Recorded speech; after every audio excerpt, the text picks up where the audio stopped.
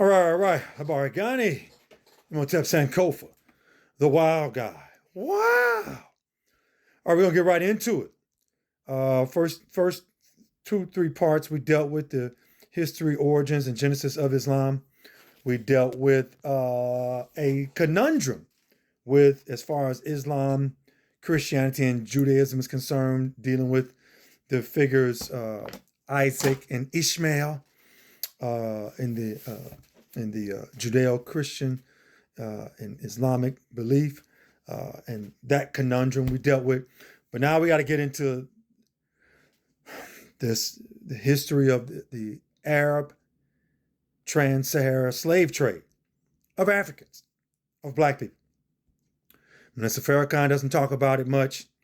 Brother BNX on here never talks about it. Risa Islam never talks about it. A lot of his soldiers is out here pushing Islam and being Muslim. And I'm using a scholarly source right here called Africa Rebirth. I don't know if you can see that.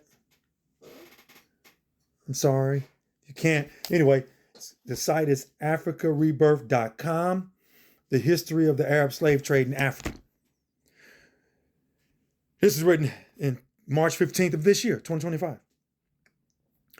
And when you read through this, you really look at the depth of what the Arab slave trade was.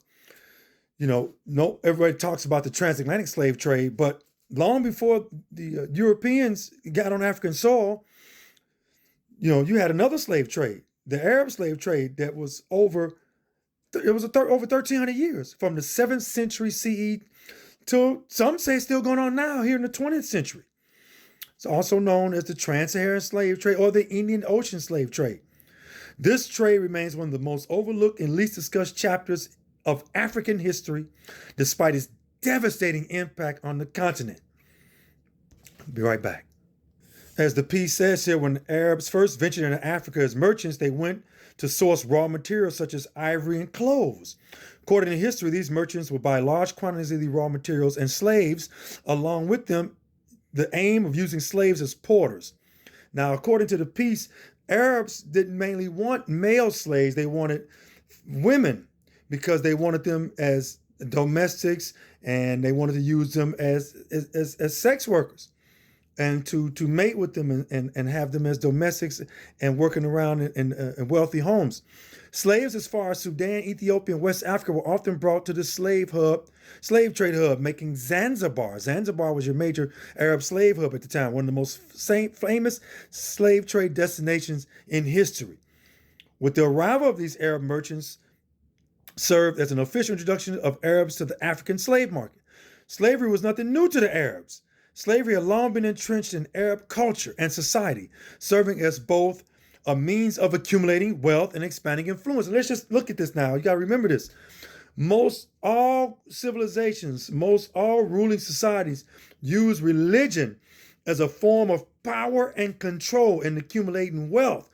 Whereas Black Americans, we use it as just worship and shouting and, yeah, Jesus. But when we look at real history, religion is used for power, control, and wealth accumulation. Wealth accumulation. Be right back. Critical point she makes here, the author, the eventual mass subjugation of Africans into slavery was also encouraged by an ethnic ideology that prevailed amongst Arabs. An ideology that demonized Black entities and equated their existence to slavery. Thus, when Islam was introduced to Arab countries, and with it, a desire to conquer lands and expand the influence of a new religion, Arabs bore more than its fair share of the exploitation necessitated by the desire to build caliphates, especially following the conquest of Egypt. Woo, that's powerful. Be right back. Well, in this part with here, this conquest would mark the beginning of one of the longest slave hauls known to mankind.